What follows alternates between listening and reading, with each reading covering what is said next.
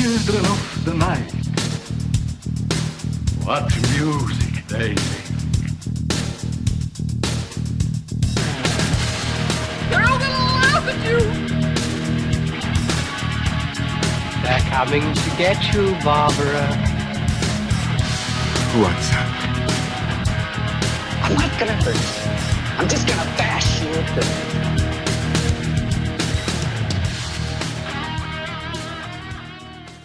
Welcome to Final Guys, everybody. We're going to tell some stories that are so scary you can only tell them in the dark. So anyway, I'm Jack, this is Hunter, and Jason Brant with me. How's it going, fellas? Hello, old bean. Doing fine. So we're coming off of last week with some technical difficulties. We didn't have a show, and this week we don't have any live chat, but we're pressing on and recording, and so you folks at home who download this like normal podcasters, enjoy the show, and everybody else, hopefully we'll be back soon on the live chat. All right. We have no one to fact check us now, which is probably better for us.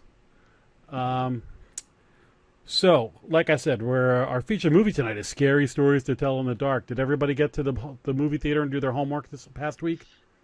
I did. Excellent. All right. Anything to add before we get to the news?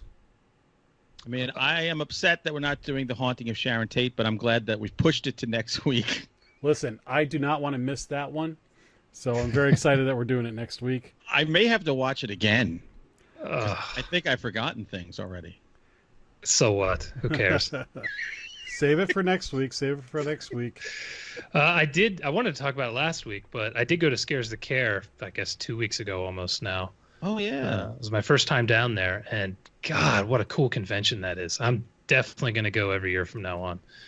It's, first of all, there's so few people there that you can just stand and talk to anyone you want. So we probably talked to Kane Hodder for a half an hour at his table.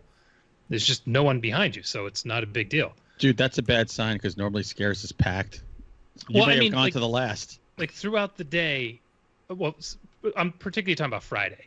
Friday was Friday, yeah. You know, when we first got there at 4, people weren't even off work yet. Yeah. So it was killer. But I mean, it was great. Kane Hodder was amazing. It's the first time I ever got to meet him. We drank with him at the bar Saturday night. He was buying my wife shots. I think he had a bit of a thing for her. We got to meet a ton of cool authors. Armand Rosamilia was there, unfortunately. Had to deal with him and Tim Meyer and that crew. So they were fine. Was Chuck Buddha there? Chuck Buddha was there. He's a freaking troublemaker, man.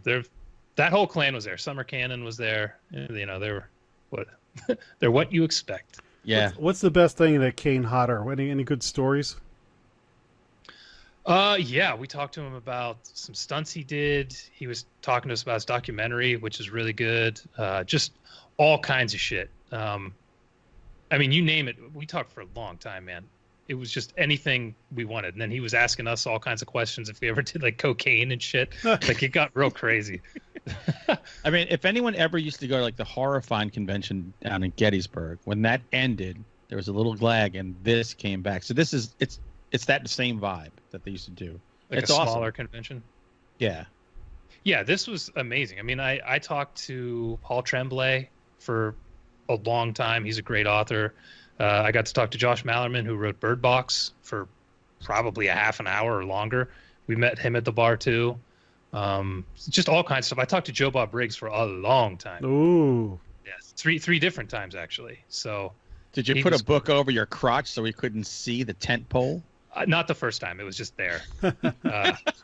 But that was amazing. He first of all, that dude is humongous. I mean, humongous. I'm 6'3", and when he stood up, he had 2 or 3 inches on me. Really? His goddamn head is like a silverback's. I mean, he is huge. Yeah, he's one of those guys you shake his hand and it's like a freaking catcher's mitt. Like right. I was blown away.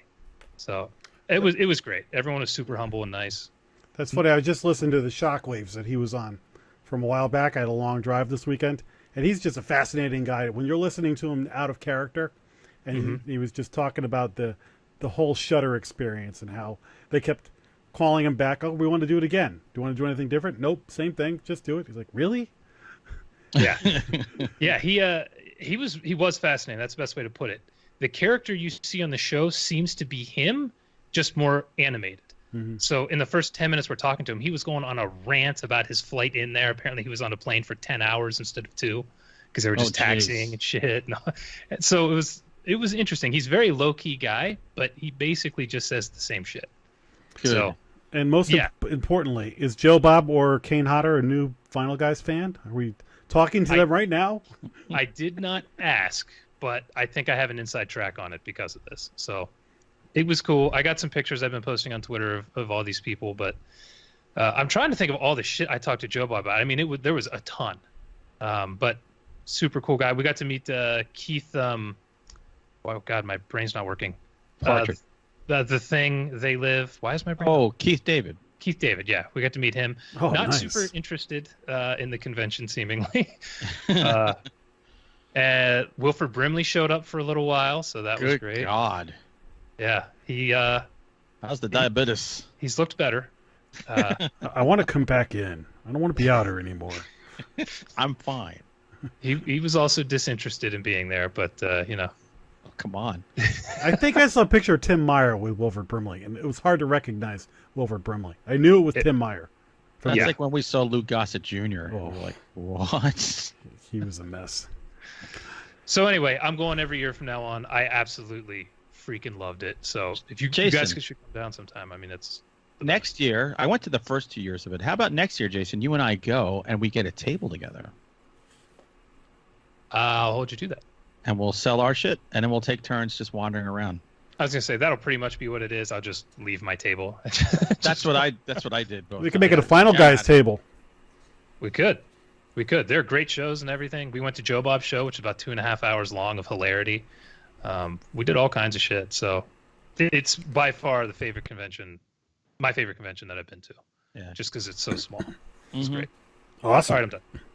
Well, I want to get to the news because something big happened in the world of horror that spilled over into politics. So I wanted to see what your guys' thoughts on this. This movie, The Hunt, that was supposed to be coming out soon with Hilary Swank and Emma Roberts.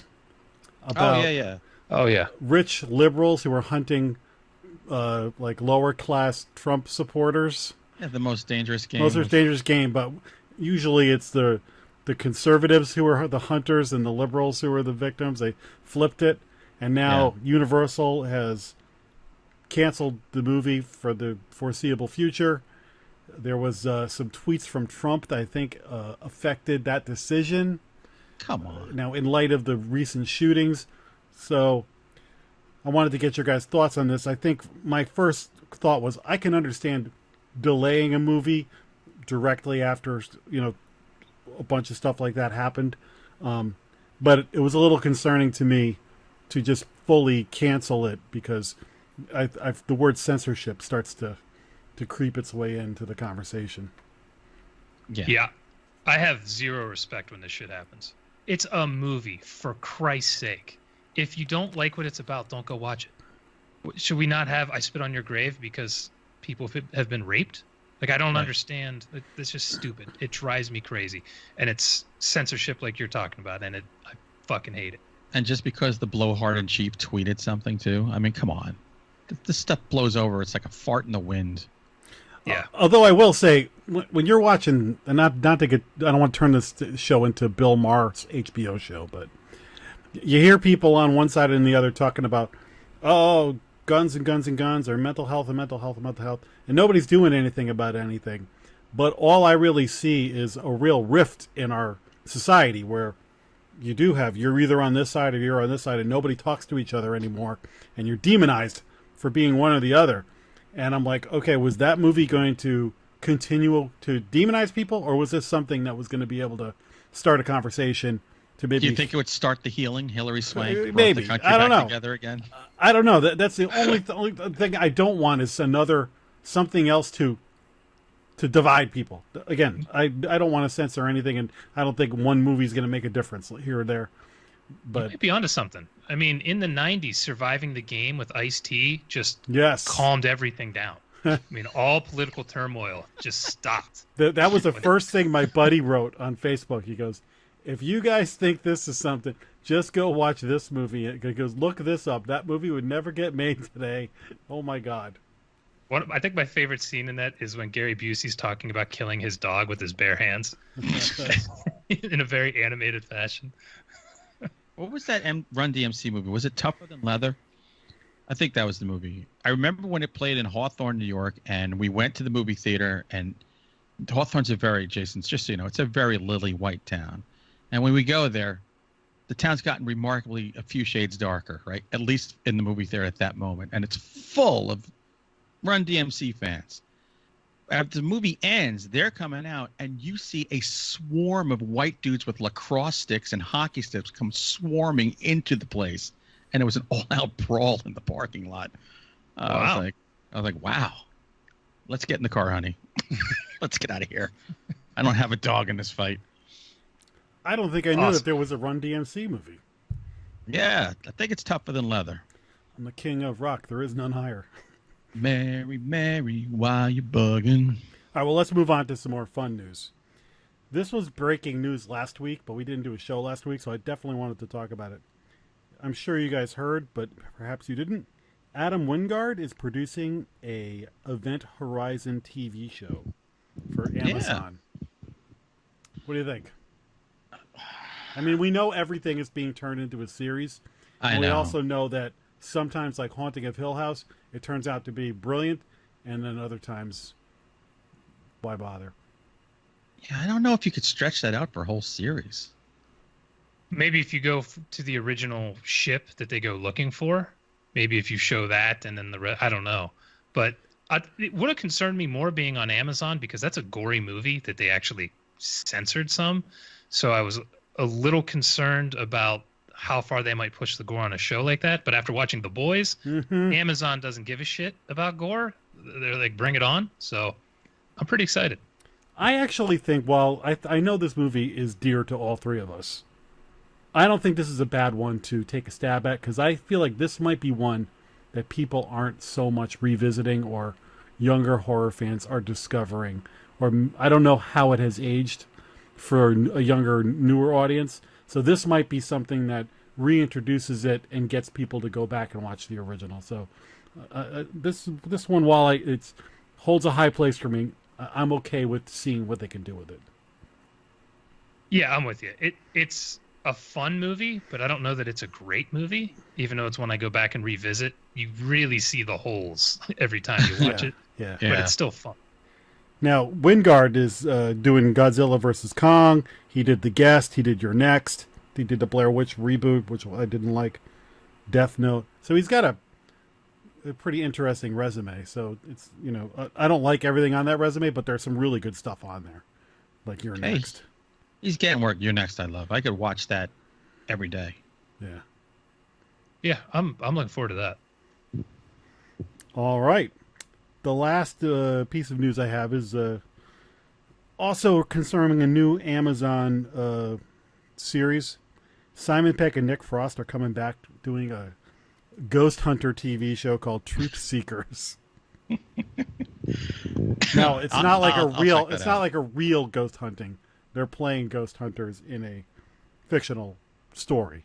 So. Right. Hey, Ghost Hunters is coming back, the show on A&E this month. And from the coming attractions, Grant, who left Ghost Hunters and watched the whole thing go in the toilet, is now back. But then the bald guy's there gone, Jason. But does it matter? Because Ghost Adventures is still on, and that's the only show that matters. God, my daughter watches that nonstop. She knows it's stupid. It's the best. They do some of the most absurd stuff I've ever seen. The best is if you start Googling the ghost hunting shows. I feel like I always get a giant pile of articles about that one from England. Is it Most Haunted or whatever? Yeah. And how fake that one is. Oh my God. But I used to love that. It was creepy. Yeah. Yeah, I think the heyday of the paranormal shows is over. But this, Nick Frost and Simon Pegg together, you got me. I'm in. Yeah, I wouldn't miss anything they do. Exactly. In. They could do a cooking show with Rachel Ray, and I watch 4 hours of it. Oh, yeah. Well, what's his name? Somebody's like, Favreau has a cooking show on like Netflix or Amazon, and I love it. Shut the door. He Jon does. Favreau? Yeah. Well, he likes to eat. He did that show. He did that movie Chef. Chef. And he learned how to cook. And it's the first episode is like Gwyneth Paltrow and then Bill Burr. Oh, Really? Jason, you got to watch the movie Chef. He makes a grilled cheese sandwich. The way he does it, you get both aroused and really hungry. Okay. The It's movie amazing. Chef. Chef, yeah. Okay. He gets he's a chef who has a food truck. All right. I've never seen it. I'll check it out. All right, so that's all the news fit to print. So at this point, I guess we'll flip it over to what did we watch last week?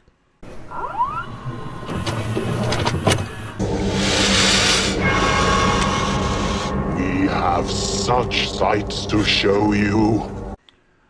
So, what did we watch last week? Insert bumper. Insert bumper here. It's like the Stone Ages when I have to edit everything back in now. Okay. Thanks, Google, you sons of bitches. Okay, so who would like to go first with what did we watch last week? I'll go. All right. I watched one, Jack, that you and I have watched together, and it's an oldie but goodie for me. A oldie, one might say. It's The Sentinel. Uh-huh. 1977, the year that I turned 34.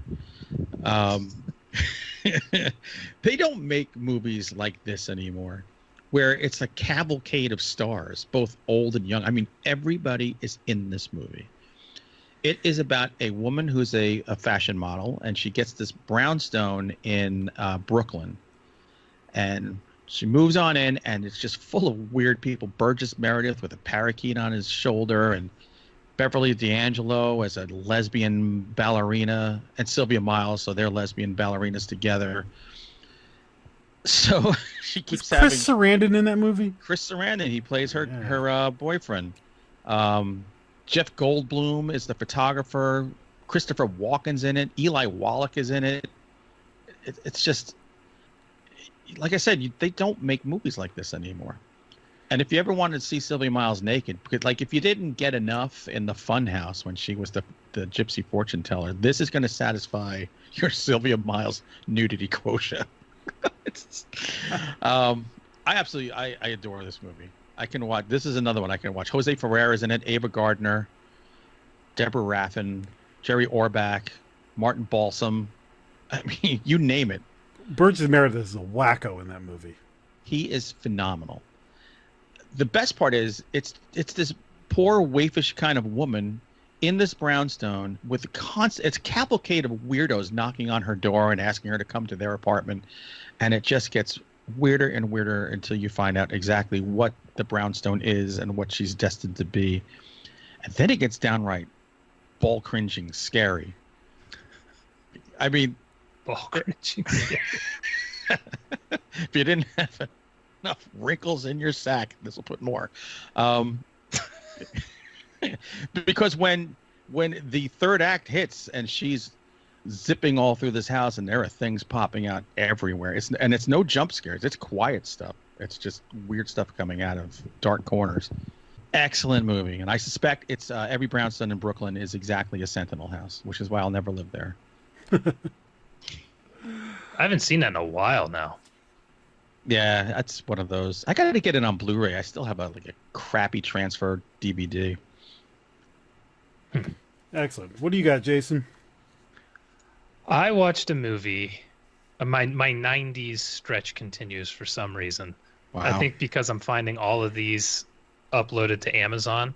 And there was one that I always saw the cover on the store for, never rented it, called Sleep Stalker. It's basically the Sandman. This serial killer guy dies at the beginning, comes back as the Sandman who has to kill the one kid who got away. That makes sense. In order to somehow regain his life. I don't know. Whatever. Who cares? So you get some horrible 90s CG, which is always fun. You get the weird flat lighting that makes everything look like it was shot on a VHS tape, even if it was film. It was like that 5-year period in the 90s where everything looked almost like a Skinamax movie, where like the weird lighting and almost like it's going to come right out on TV. It just, I don't. That's probably what they thought was going to happen. Maybe. This is one of those movies. They try to do a lot of sand effects where they show the guy disintegrate and then go through a vent, but they clearly just have a wall, for a ceiling, and then they're just pouring sand through the vent because it's like spraying out instead of, like funneling properly. So he's the Sandman, like the Sleep Sandman and like the Spider-Man Sandman. Yes. Yeah, that seems to be what it is. But they do a great job of setting up stuff that never pays off. So you find out when water touches him, it hurts him, and it knocks the sand away from his body. That never comes up again. Then we find out sunlight hurts him for some reason. Wow. Never used again. He ends up being killed by some other manner. It's just like they set all this stuff up and then just don't touch it. Let's fight him in a dark, dry place. Yeah, basically what they did.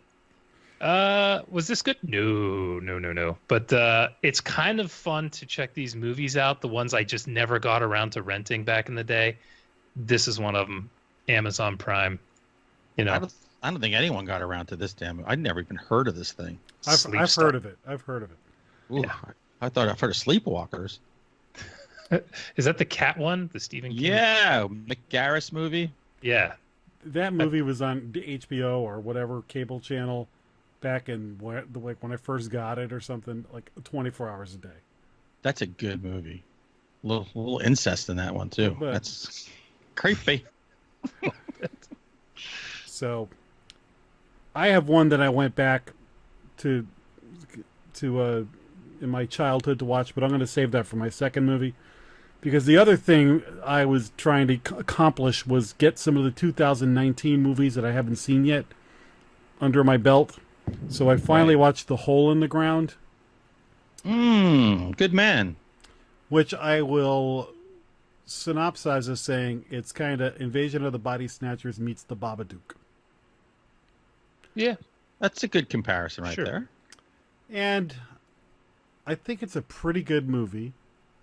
But in this year of dreadful horror movies, it's one of the best movies I've seen all year. It's on my list. Like, this would be an honorable mention maybe in other years. And right now I'm like, oh yeah, this is like one of the best ones. It's pretty good. It's a little bit slow at the beginning, but it's always interesting. Really good performances. The little kid is very good. And then it really gets cooking towards the second half. I don't know if it's anything we haven't seen before, but there's some fun stuff in it. And so definitely worth checking out. So I'm glad I finally caught up with it. It was one of those ones I had to kind of psych myself up to watch because I was just not feeling it for a long time by the thumbnail I was looking at. I had the same thing going on with me. But then I'm glad I pulled the trigger. So you guys both liked it? Yeah, it's in my top 10 right now. I mean, we'll see what comes out, but yeah. It's written in ink in my top 10 too. Yeah. No, I thought it was pretty good. I liked it. Cool. So check. I think I saw it on Prime, but something like that. Yeah, that's where I saw it. Yeah. All right. What do you got, Hunter? Oh, I have a book. I read a book. I like it. It's a short novel. I like it. That's called a novella. But it's by our good friend Tim Meyer. Tim Meyer. He of the worst movie taste ever. He's probably watching Land of the Dead right now. Speaking of Mick Garris, he's probably watching Mick Garris's The Shining. And loving it. That's the better one. It's got the Campbell Soup Kid. Well, anyway, the cover for this is stellar. When I saw the cover, I bought it immediately. First of all, I'm going to buy any Tim stuff anyway. But I love the cover. It's like a house. It's like a house with there must be like a tornado within the house, twisting the house around. It's really cool. Mr. Clean? Mr. Clean, Mr. Clean. Here's the idea of this movie, book, whatever, short novel. It's about this husband and wife who they just returned to their house after being on a reality show, like Wife Swap, except this is House Swap. And they were in another woman's house for months, and this woman was in their house for months. And you could tell something has happened between this husband and wife previous to the show that's made them kind of like this powder keg of emotion, which is why they were picked to be on the show. And the woman who was picked to go in their house is just some strange older woman that they never got to meet.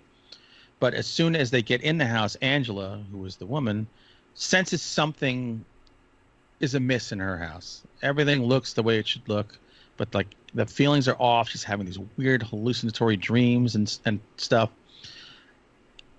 And you realize that the woman who was they switch houses with may or may not have been a witch, and may or may not have completely fucked their lives up. It's a great idea. I like how people are. I don't think people explore reality, the effects of reality TV enough in literature at this point, because I think we think it's all garbage. But you could take that garbage and make some gold out of it, like Steve Martin turning dog shit into gold to buy his first sink. The Switch House, it's a very short book. I mean, I felt like it was only 100 pages. Let me check on Amazon because I got the ebook.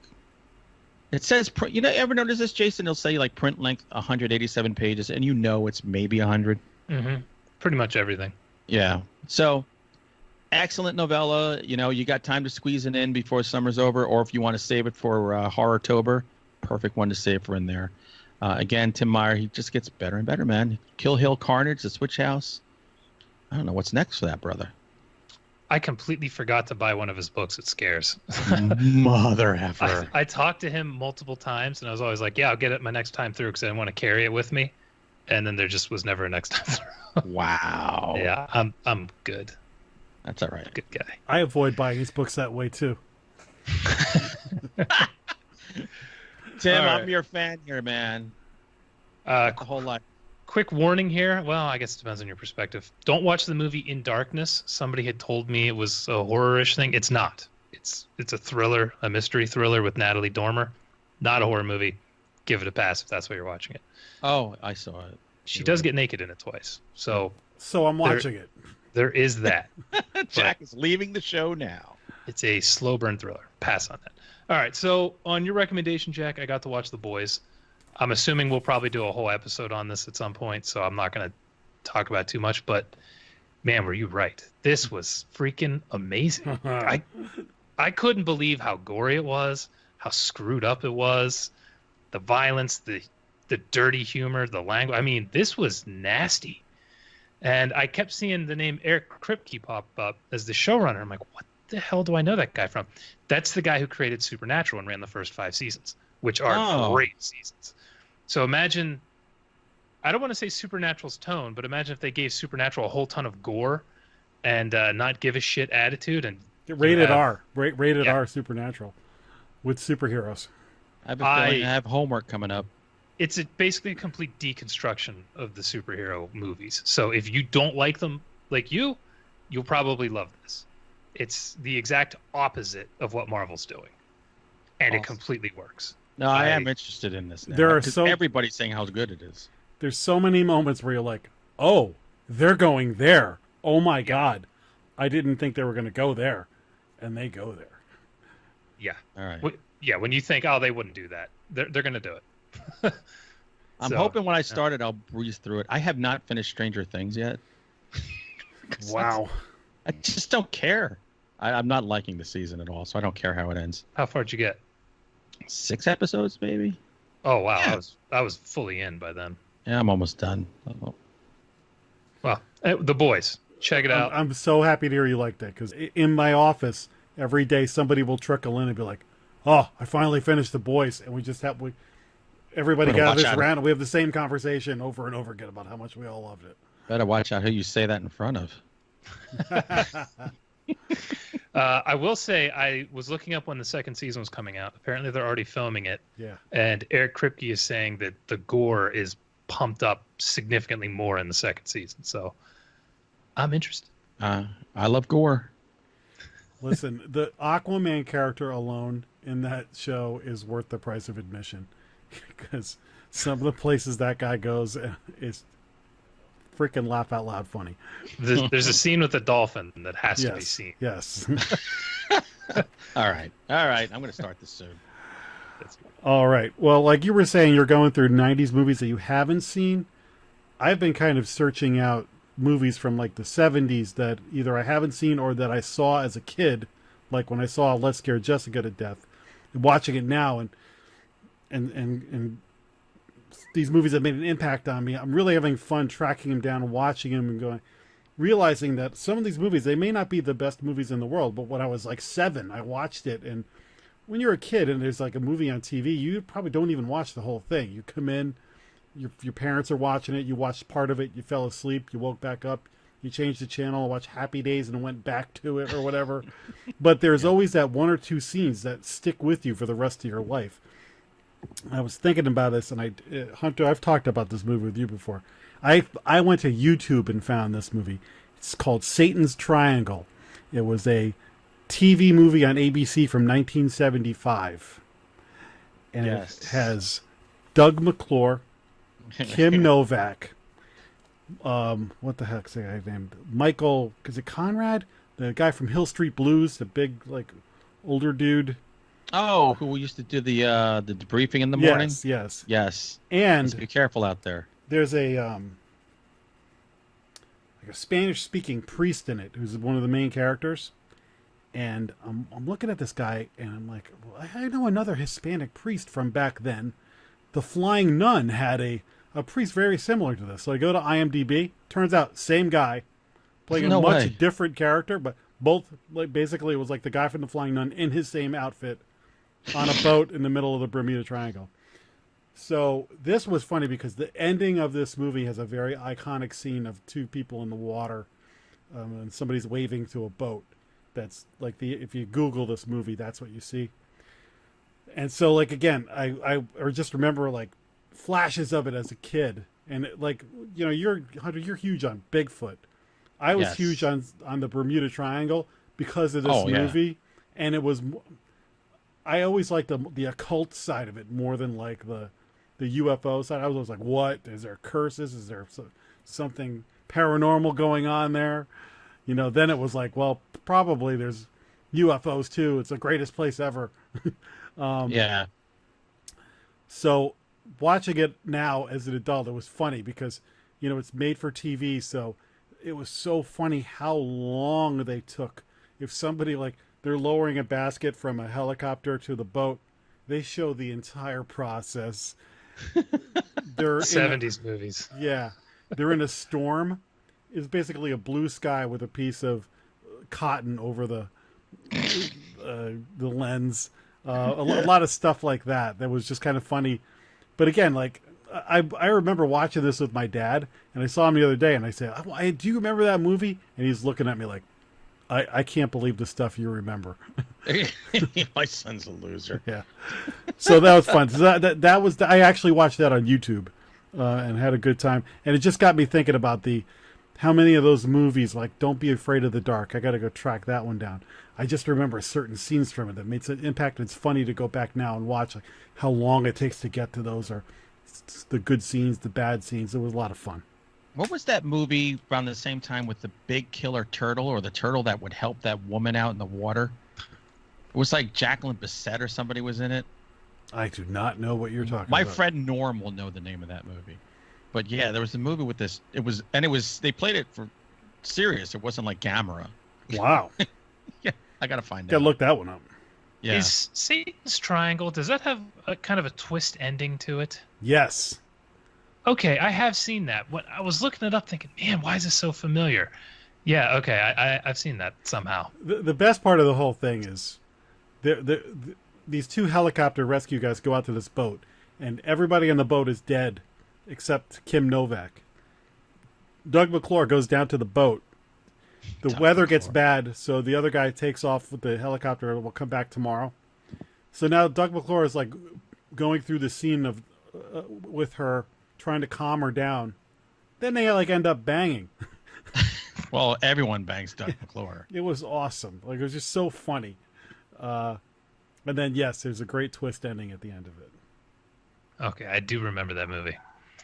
Hopefully the dogs aren't too loud here. My wife is home. Nah, it's all good. One more thing. I read a short story collection called Greener Pastures by Michael Wahunt. I guess is how you say his name. Wahunt! Yeah. It was really good. I thought... I don't remember who I'd heard liked it a lot. Maybe it was Paul Tremblay actually was talking about. I don't remember, but really cool stuff. His writing is complex, almost, I don't want to quite say literary, but approaching that. So I don't know if it'll be for everyone, but I found it fascinating. I blasted through the stories, and there is one in there that's basically a found footage movie in book form, which is a weird description, I know, but Yeah. that's the best way I can think to describe it. I think it was called October Film Haunt was the name of it. Very cool. But it's written in such a way that it's almost confusing at the beginning to follow what in the hell's going on. But to me, that story was worth the book price alone. So I think it's $4 what I paid for it. Did you buy that at Scares? No, I bought it on my Kindle. It was Greener Pastures. Check it out. All right, I'm done. My last thing is DC released another animated movie this week, or recently. Batman Hush. I don't know if you guys ever read the graphic novel. No. Is that where he's deaf in the cabin? What? I'm thinking the movie Hush. Oh. You get that redneck out there, Batman. I'm going to kill that motherfucker right now. So Hush is a pretty iconic graphic novel, or run, whatever it was. And I read it, and I'm watching it, and it goes fast. So I haven't read the thing in a long time, so I kept going, oh yeah, I remember that. Wow, that happened a lot. It took a lot longer in the book than it did, but I get it. They gotta keep moving. And then a few things happened. I was like, wait a minute, that didn't happen. That guy wasn't in it. So after I watched it, I went back and looked. I was like, okay, they changed some things, partly because the continuity of these movies. Some of the characters in this world are either don't exist or are dead or can't be in it for certain reasons. And other things, there was other plots they were building from other movies. So in this movie, Batman and Catwoman get frisky with each other. Ooh. And Superman's in it, Poison Ivy's in it, the Riddler, Bane, a bunch of others. And I enjoy these DC cartoons. They're so much better than the DC live action movies. They should take half the money they put in that live action goop and just up the animation and make it look better. Yeah, it was only like an hour and 20 minutes, so I was in and out real quick. So if you're looking for something animated to watch, it's pretty good. It's good, and the ending is different than the book, so you got some surprises if you have read the book. Where did you find that? I pay-per-viewed it off of Amazon. Okay, cool. So, all right, you guys ready to talk about some scary stories to tell in the dark? Yeah. Okay. I guess so. Main feature time? You like scary movies? Uh-huh. What's your favorite scary movie? I don't know. You have to have a favorite. What comes to mind? Now, I am not going to synopsize this one. One of you guys is going to have to do it. So, who's up? I'll do it. I don't care. So, Scary Stories to Tell in the Dark is a series of, I think it's 3 little novellas or chapter books that came out, I think, when my kids were young, when they were like 20 years ago or something. I don't know. I think it was the 70s. Was it that long ago? Or was it the 80s? Might have been the 80s. Maybe the late 80s. Well, anyway. 81 was the first one. 81? Jesus Christ. That was not on my radar when I was a kid. It 81, wasn't until my kids 84, were kids. 91 were the 3 books. So each of these books contains these scary stories that pull no punches. These are not books that nowadays you could melt the snowflakes. They would need a safe room and a coloring book and a lollipop. So they're classic, old time, like when Disney didn't care. We're going to kill everything and then you're going to have a good movie after that. So it's been years. They've been trying to adapt this. I know this for years. And finally Guillermo del Toro got roped into it, which I was thinking it's going to be good because one of the things I love in those books are the drawings. The artwork is fantastic and creepy. And I said, he's got like that kind of palette that I thought would match it very well. So in this book, we open up it's in 1968, the year of my birth. That's how I know the movie was started out awesome. And there's these 3 friends who are kind of dorks. There's the one, the boy who was like the kid with no teeth in Stranger Things. Then you've got like the girl on the cusp of blossoming into womanhood who's got a bad home life, just her dad, and she's kind of a dork. And then you got the tall kid who is just a total nerd. So it's Halloween, and this is going to be their last hurrah. Even though they're in high school, they did seem to be kind of big chooches to be doing trick-or-treating, but whatever. So they go on this little their little Halloween night, their mischief night, and of course every small town has some schmuck kid. This one's just signed up to go to Vietnam because he can't wait to get in the jungle. That's how much of an ass he is. And they kind of they egg his car, throw flaming poo on him and stuff, which was kind of awesome. Solid pranks. Yeah. And he comes after them, and he's going to beat the hell out of them with his bat. They sneak into a movie theater, a drive-in movie, get into a dude's car, who's 18-year-old Mexican kid, and he instantly has some karma with the girl. And then once the bully is sent packing, she says, hey, you want to go to a haunted house? They go to a haunted house and uncover a legend that's been in that house in that town about a girl who died in there and used to tell stories in the dark through the walls, and they find her book, and then the book itself starts writing their stories, and things go downhill. Now, what did you think of this movie? The first 15 minutes, I was like, holy crap, I am in for this. There was humor in this, there was nostalgia, there was an air of creepiness. I kind of knew what was coming. I did laugh out loud quite a few times. Thought the performances were really good. The movie didn't hold itself together for as long as I hoped it would. It got a little rambling and slow. It's almost 2 hours. Yeah. I couldn't figure out who the audience is for this. It's kind of kids, but then they throw in shit bombs and stuff. And you're like, all right. So I don't know who we're going for here. I thought the monsters were terrific. These are the kind of things that would give me the willies if I was a kid and I saw it. And we were in a matinee yesterday on a Monday seeing it, and there were a couple of kids who were like screaming and stuff.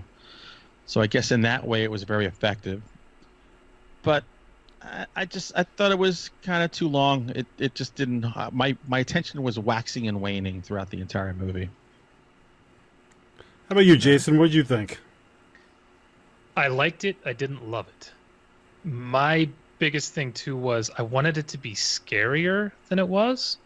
There were really cool set pieces and ideas. The woman who's the disgusting blob woman in the hospital, like that one freaked my daughter out. That was great. The guy who he appears in pieces and is walking backwards and upside down and falling apart, and that was cool stuff. Amazing. I think what I kind of realized about 3/4 of the way through is I don't think we were the target for this. I think this is starter horror level stuff. Mm-hmm. Like, it's not Goosebumps, it's above Goosebumps, but it's not for people who grew up watching The Thing and Halloween and things like that. No. So I maybe wouldn't tell my friends who are my age to go see this, but my niece, who's 12 and 13 and just getting into horror, would probably love this. Would love it. I just don't know if your attention could last for 2 hours. That's why I wasn't sure what the audience was. You know what I mean? Mm-hmm. Yeah. So I liked it. I'm similar to you guys. I think I liked it. I didn't love it. I enjoyed. I was entertained the whole time.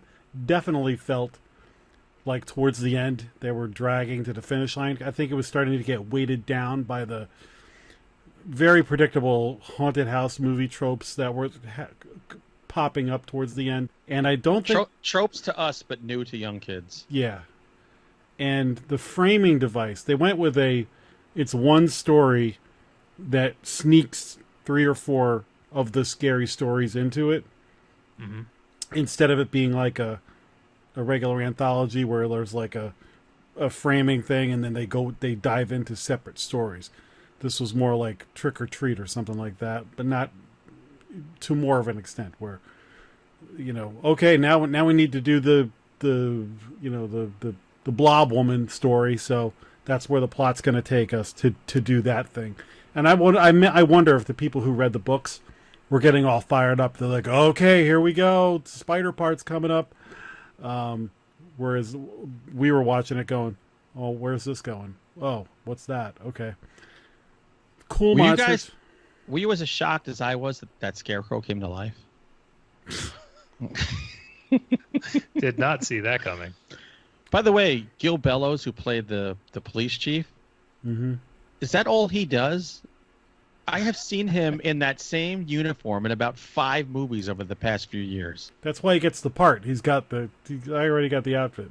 Yeah, I got the outfit. I already look like a local sheriff. That's part of his audition. He just comes in the outfit. It's like, I'll just bring this to set. You got the part, Gil. One of the things that struck me about this movie, though, is I'm watching it and I'm going, okay, this has a real Halloween feel. And like you said, Jason, I could see recommending this.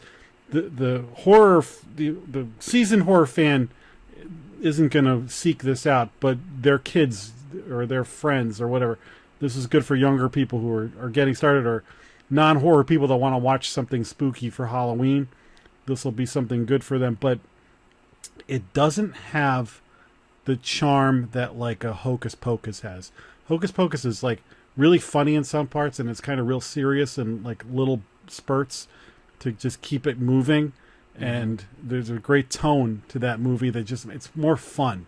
Whereas this movie, I don't know, I think people will definitely want to watch it for Halloween, but I don't know I don't think it's going to be one of those things that a lot of people are like, oh yes, this is my Halloween tradition, we watch this. No. I wanted more like Del Toro influence in it. I think he heavily influenced the monsters, but the story-wise, I wanted more of him.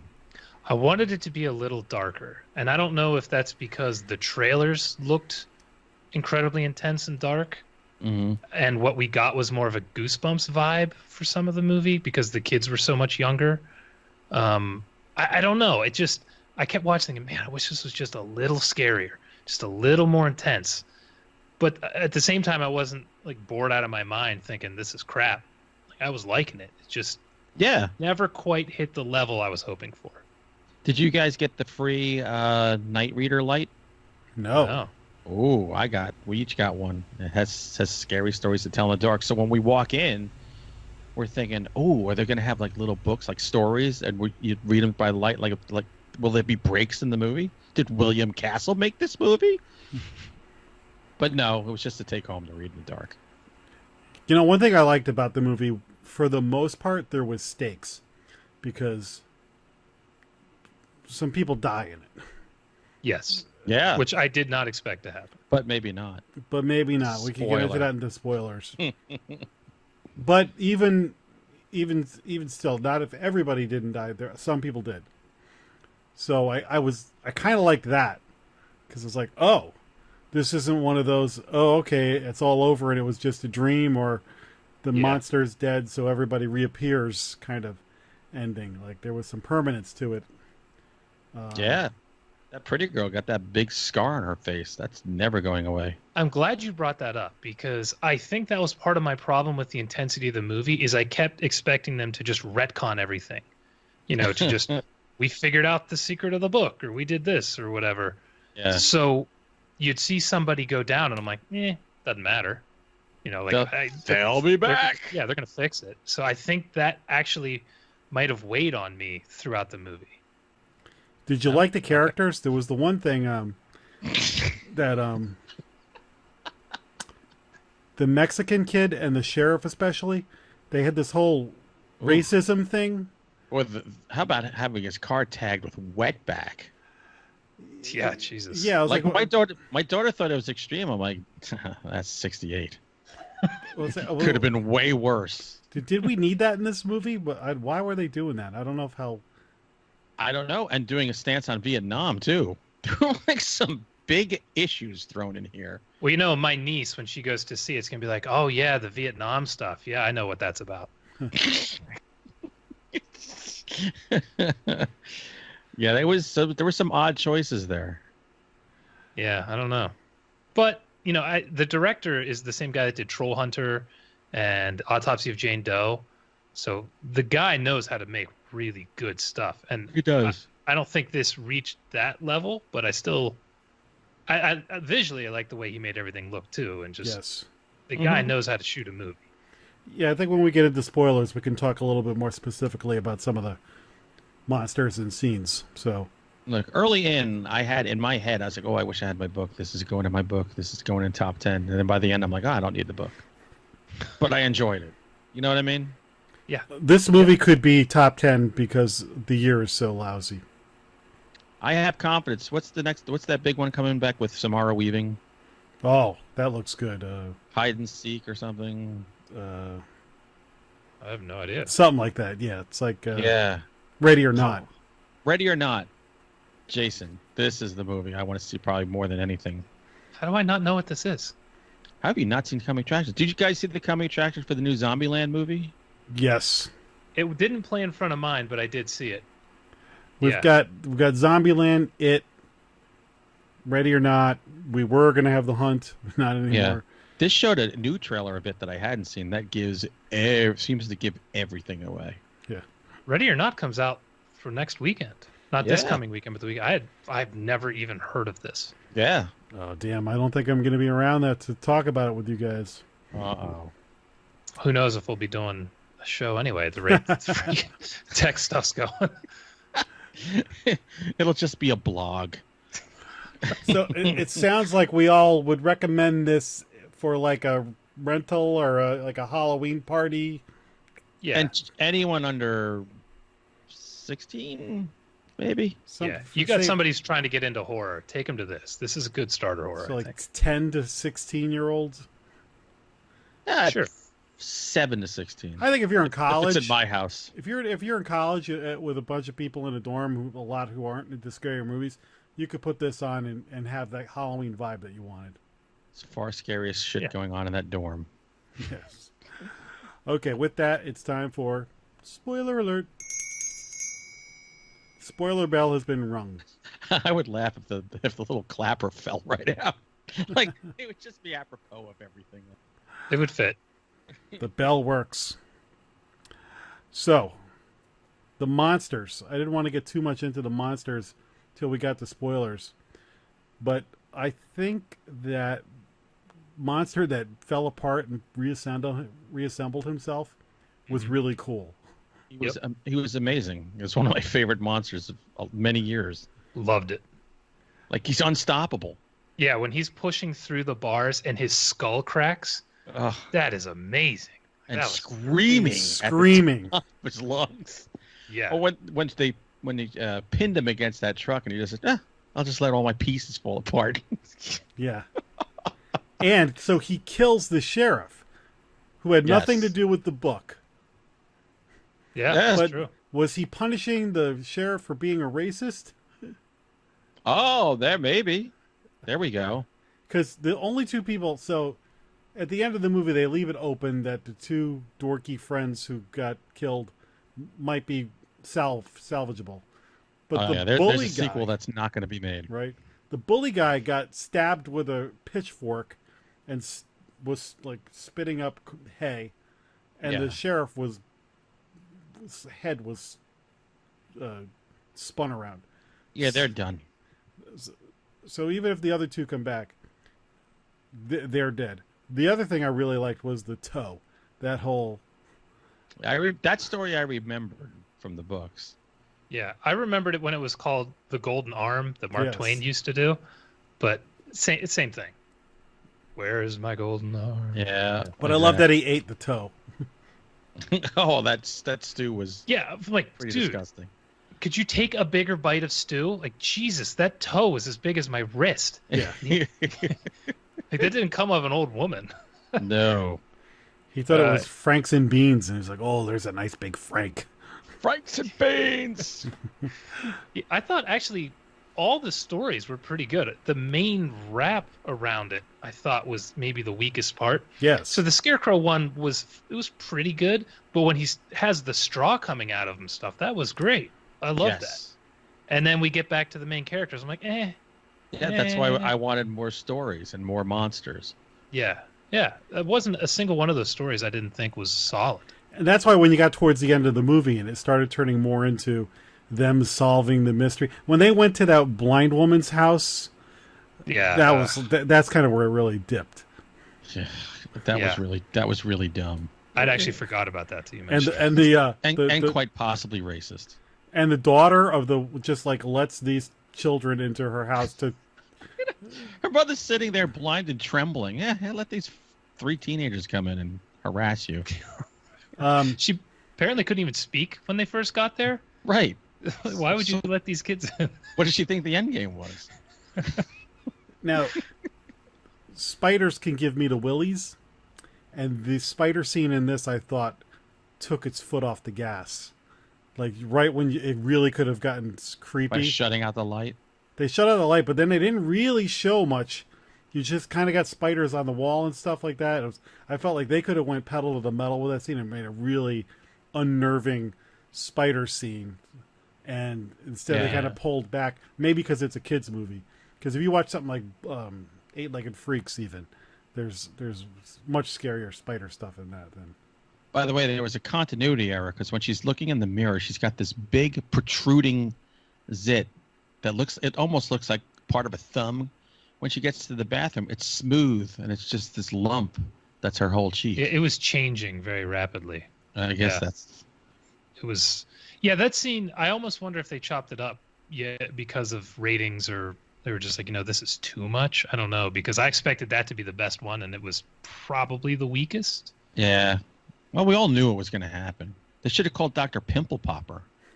She could have extracted that, no problem. You guys want to guess how much money this movie made? $20 million. 40 million. $23,304,000 with a $25 million budget. So I think that promise of a sequel might not happen. Yeah, I'd say probably not. I can't see this movie having legs. I would love to know what somebody who's a big fan of the books thought of it. Yeah, I actually wish I'd read the books before going to see this. My daughters were fans of the books, so they both were like, yeah, it was all right. I think they've aged out of that being scary to them. Yeah, but I thought maybe the fact that something that they liked as kids brought to the screen would, grab them. But, again, I think it was just too long. Yeah, it was definitely long. And towards the end, you started to feel it. You could cut 25 minutes out of that movie and be perfectly fine. I also, speaking of Hocus Pocus, the main girl in it kind of looked like the little girl from Hocus Pocus just a few years. Birch. Yeah, doesn't she look like just her? Like if they had done a sequel to Hocus Pocus 3 or 4 years later. If they combined her with the girl from Trick or Treat, the autistic girl. Ah. Oh yeah, okay. She was. I could see the both of them morphing into her. Actually, just like Trick or Treat, they have this girl that's supposed to be the ugly outcast in high school or whatever. And the second you see her, you're like, yeah, okay, sure. She wouldn't be popular at all. Exactly. Every boy would be on top of her. Yeah. You're not going out tonight? No, Dad. Yeah, my ass. You'd have to chain her in the bedroom so she can't get out. Hey, but you know what? She was a girl of odd sensibilities. So, sometimes that works. That's how Jason and I got wives. They had Breaking Bad guy. As the father. Very underutilized. Barely in the movie. Barely in the movie. But set up for the sequel. Star. Yeah, I bet we don't get a sequel now, which I don't know. I actually wouldn't be surprised if we got a sequel, but it was more like a direct to Netflix kind of thing or something. Guillermo del Toro movies never make money, which is amazing to me. They're usually weird. That's why we like them, but they're weird. Yeah. Shape of Water won the Academy Award, but I hardly know anybody who's actually seen it. And it's maybe my least favorite Del Toro movie. Yeah, that one, I'm like, shit. Wow. I'd have had all his other movies win before that. Jeez. Hey, look, it's not like I dislike it. It's just... I had a Creature from the Black Lagoon chubby walking in, and I walked out. I was like, all right, that was nice. Yeah, I don't know. All right, well, that sounds like we've covered everything we can for this one.